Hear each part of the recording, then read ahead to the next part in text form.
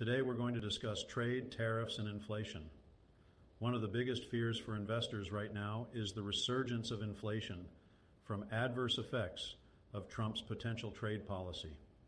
Also worth mentioning, general market uncertainty is building, thanks to an overeager Federal Reserve who did a supersized jumbo cut in September, paving the way for markets to be disoriented about the Fed's future path. The argument is tariffs bring about higher consumer prices, which could be true, but only if all other considerations are held constant. That assumes businesses pass along the cost and supply chains are cemented down.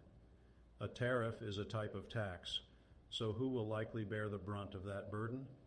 Would it be the end consumer, the domestic importer, or the foreign producer? It's likely a combination of all three, but in this piece, we argue that the current macro landscape increases the chances that foreign firms will likely bear more, but obviously not all of the cost. We can be sure of at least three things that are different now than during the first Trump administration. First, the tables have turned when it comes to growth between the U.S. and China. Now, China is in a more vulnerable economic position than before.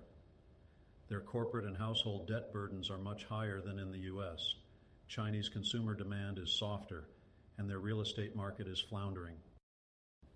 Second, producer prices are outright falling now versus the choppy experience around 2018. It's also important to highlight that producer prices do not always track consumer prices. Without a doubt, these series correlate, but the relationship is far from a one-for-one. The consumer impacts from tariffs vary widely and are industry-specific, as businesses often apply for exclusions or bear part of the costs.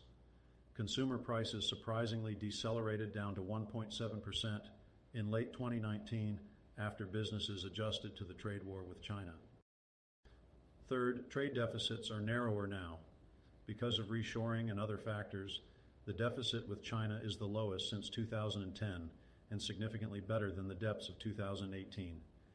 In 2023, the deficit shrunk to a negative $279 billion, which was a 17% decrease in total trade with China compared to 2022. As U.S. businesses have diversified their reliance on foreign labor and production, the U.S. in aggregate will feel less impact if a trade war with China ignites. In general, a tax from tariffs or any other policy creates a deadweight loss to the economy.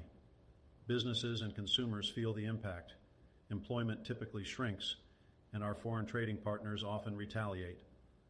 Among potential positive impacts from these types of trade wars are the negotiating opportunities, potentially further shifts toward U.S. production, and maybe some humanitarian improvements as well.